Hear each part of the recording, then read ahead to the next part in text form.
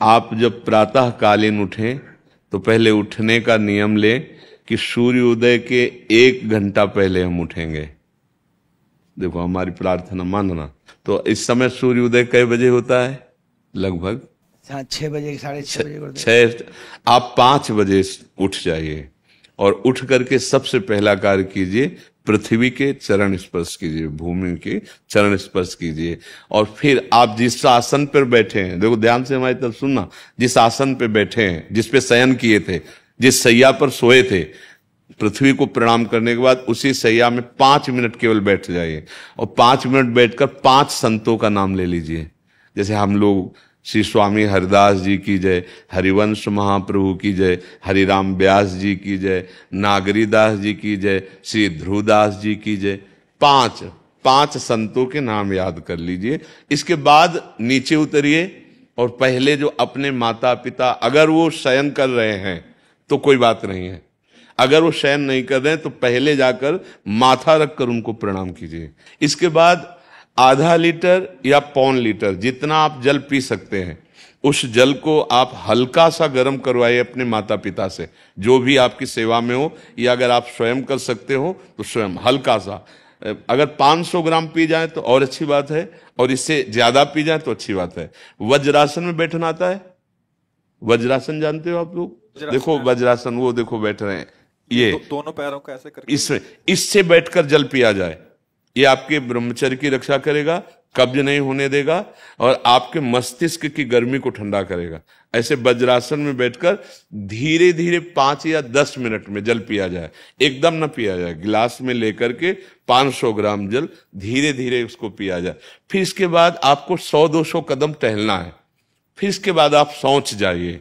शौच, अगर आपका पेट साफ हो जाता है, अगर नहीं साफ होता है, कोई ऐसी परेशानी लगती है, तो 1 चम्मच ईसबगोल की भूसी और छोटी हर का आधा चम्मच अगर रात्रि में दूध से या पानी से ले ले तो वो बार बार शौच नहीं लगाएगा, पर आपकी आंतें साफ हो जाएंगी। शौच जाने के बाद स्नान करें और फिर तुरंत, अगर आपको व्यायाम आता है तो करे, नहीं तो सीधा सरल बात होती है, 20 बार बैठ जाए बैठक और 10 बार लेटने वाली दंड।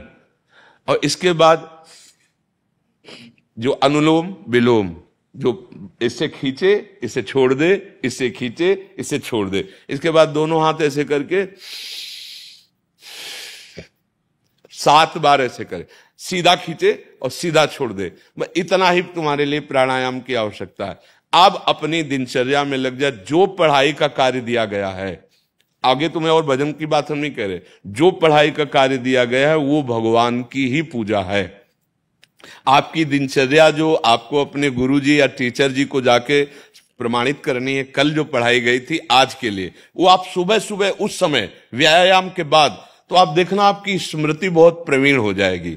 अच्छा, ये आपकी प्रातःकालीन दिनचर्या है। जब आप अपने गुरुदेव के पास स्कूल जाएं, तो हमें आजकल का तो अब पता नहीं, पर हम लोग जब जाते थे तो अपने गुरुजी को प्रणाम करते थे। तो जो स्कूल में आपको पढ़ाई पढ़ा रहे हैं वो तो बात है, अब आपको जो हम खास बात बताना चाहते हैं वो कि देखो अभी छोटे छोटे बच्चे हो, बच्चों में कुछ बच्चे ऐसे गंदे बच्चे होते हैं जिनके गंदी बातें दिमाग में आ जाती हैं और गंदी बातें वो करने लगते हैं आचरण में। आप लोग इतना तो जानते ही होंगे कि गंदी बातें किसे कहते हैं।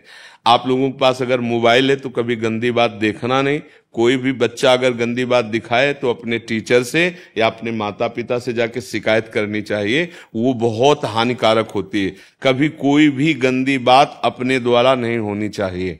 अभी आप नवीन जीवन धारण किए हुए हैं, आप भगवान की प्राप्ति, देश की भक्ति और बहुत अच्छे अच्छे पदों में जा सकते हैं। अच्छे पवित्र आचरण और पवित्र संस्कार।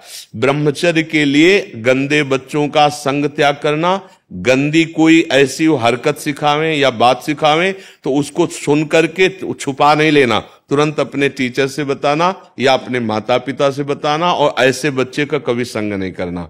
और रात्रि के सोते समय ये जरूर ध्यान देने वाली विशेष बात है।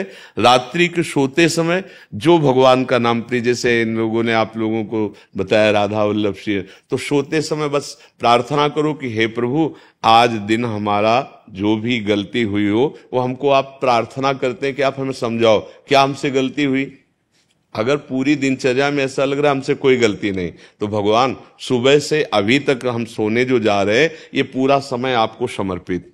आप देखना इसका फल देखना, एक तपस्वी की तपस्या का जो फल होता है ना उसका ये फल मिलेगा। और सोते समय बस राधा वल्लभ श्री हरिवंश, राधा वल्लभ श्री हरिवंश, इधर उधर ना सोचते हुए, ना मोबाइल देखते हुए, ना कोई गंदी बात मन में, और चुपचाप सो जाइए।